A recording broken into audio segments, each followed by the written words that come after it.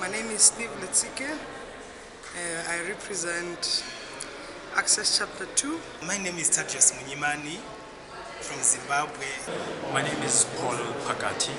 I'm from Soweto. My name is Brian Momani Simeko. I come from Tshwane University of Technology. My name is Happy and I am working with Kula Youth Network. Lucky Boy Mkondwane, I'm from Treatment Action Campaign. Katleho Chibamba. I'm Kay from Zambia. Tasha Francis. And my name is Tino Chikuni. Mokami. I'm from Kenya. My name is Mpo and I come from Botswana. For building and sustaining organization, we need to ensure that organizations are registered. That is the first point of departure. And I mean, we know in the African context that a lot of organizations are operating unregistered. So in that context, we want to see how organizations are housed for the purpose of accountability. The second one is the structure. So it's the formation, it's not necessarily the infrastructure, but the structure of good governance of organizations. So from the context of board to the context of staff, members and volunteers, and how the whole organizational structure is managed. An organizational structure also from the perspective of programs, leadership, and also most importantly to the perspective of resourcing and programmatically as well. The last point, or the third most important strategy, is organization. It's issues of resources, and also how do we account on resources. So the most important element has to do with getting the right people to mobilize resources, but also getting the right people to account for those resources. For an organization to be sustained, we should have a clear vision that is built from passion. There is need for capacity building of the people in the organization. The people in the organization should have their capacity well built so that they can advance the work according to the vision that would have been set at the beginning. Organizations, most of the time,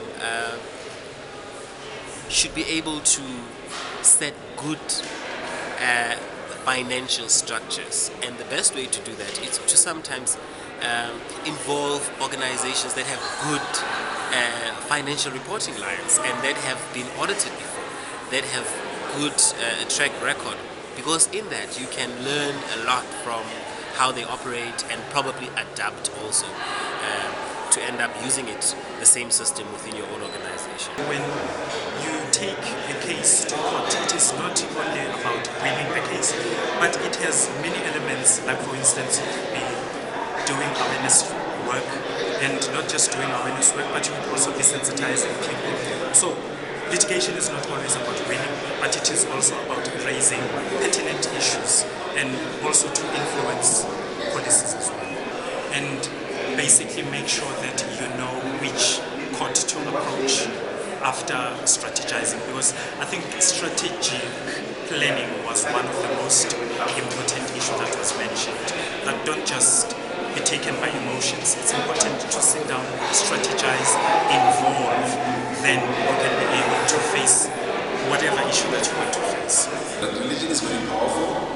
If you want to bring about change, it's best to approach religious leaders because they possess so much power that they can use to change or to head society. We have dialogues with religious leaders and communities to come forward and talk about issues that are affecting their societies. The second one would be that we need to capacitate religious leaders who are pro-LGBT issues so that they can be our gatekeepers, so that they can spearhead our campaigns to talk to other religious leaders and the communities and say, you know what, this is actually treating LGBT people in a bad way, so this is the way forward. But we need to actually include everyone in society and move forward as a harmonized population. And the last one is that we also need our council of churches to mandate our churches as to in order for them to come up with a code of conduct.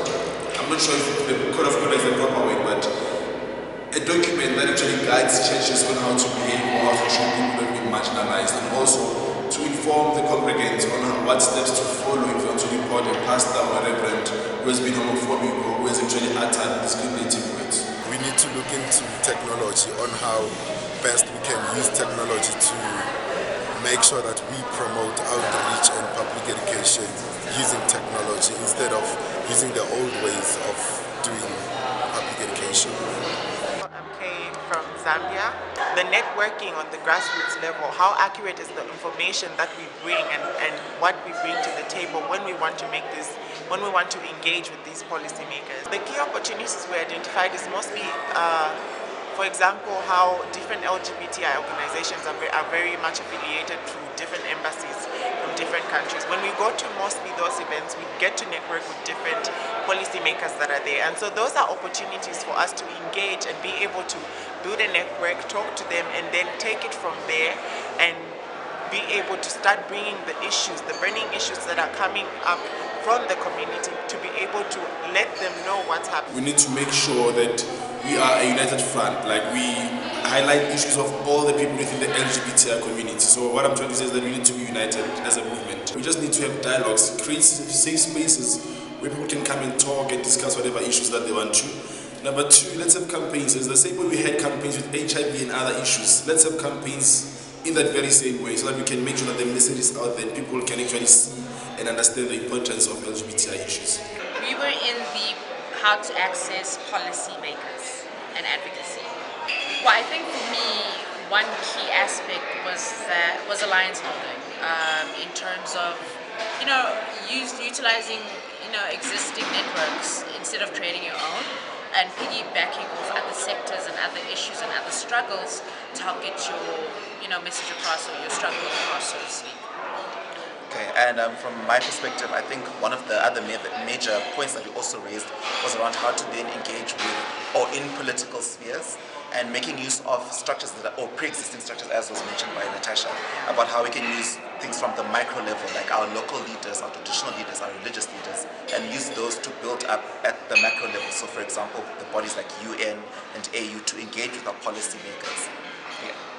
I think for us, innovative research. So, tons of organizations are doing research on LGBTI issues, and we think, the consensus in our group is that we do know that these things are happening, but we need to become innovative in, firstly, how we use our information, our research, and how we come up with our advocacy strategies, and how we're going to link up and gain access to policymakers.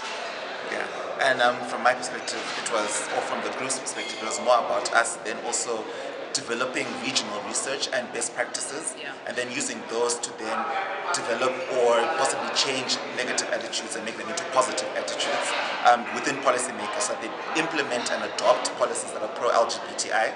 And then from that point on, we can use those policymakers or those who are positive towards the LGBTI movement to then develop the movement as a whole on our behalf, since some of those spaces are not available to us as LGBTI organizations. The final big lesson that I learned from the entire process was focusing around litigation as not being an end or just a means itself, but maybe a process or part of a bigger process around advocacy. That advocacy should focus on maybe including litigation as part of its strategy, but not that that's just the end of the process. It should be after litigation, what do we do? Can litigation be more than just about winning the case? Can we use it to benefit our movement as a whole, even if we don't win a particular case? And that was in terms of ways forward, I think one of the key things that we then approached was we must begin to make use of pre-existing organizations. There's a lot of organizations that are existing that operate at a regional level that litigate for African litigants, where lawyers are networking with each other to see how they can strategize around pushing LGBTI causes. The one example was given around the Ugandan Anti-Homosexuality Act that was then litigated through regional cooperation amongst lawyers. So in terms of us as organizations, we need to unite and support those kind of movements and feed into those movements, and in that way we can actually help with the entire litigation process, not only in particular countries, but as a whole in the region. Thank you so much. Thank you. We discussed about the importance of thinking about what is it that you want out of the litigation. Is it you want to get publicity, an issue to be talked about by many people, or do you want a judgment that is favorable, therefore that's the kind of end goal you work. And then also there was quite a bit of discussion around resourcing the litigation and just how much fees, the lawyers' fees cost. The issue around incentives, like people usually want to go to events or forums where they will get something. Like for an example, the issue around alcohol was raised. How can we have educational outreach without having alcohol is quite a burning issue. For us to be visible, we need to voice our concern, we need to voice our opinion, we need to be heard. We are boring people, you know, every time it's meetings, every time it's dialogues, every time it's discussions, and we can make it more interesting by doing arts and culture. So we're saying, if it's tradition, because tradition, it means the things that we are taught when we grew up, let it be. Let's start with our elders if we want to educate about LGBTI awareness. It seems like we are ignoring the elders while they are the ones who make a very positive and negative impact in our lives. Let's go to the elders, let's go to rural areas, let's teach them about homosexuality, let's teach them about the LGBTI community, let's teach them and make them understand where we come from. Our elders comes first. So we can't always be going to, like for example, I can't be always raising awareness at Gaborone, where in the capital city, while in the rural areas like Bo Chobe or Bo Kasane or far the rural areas, I can't even teach that to them. If we are going to go to the rural areas, like I was saying, let's not rub it into their face that, you know what, we are gays, we are lesbians, and we are here to stay. Because nowadays it's like the LGBTI society, it's like we just want people to listen to us, while we don't want to put them in our shoes and understand if someone is homophobic, where do they come from?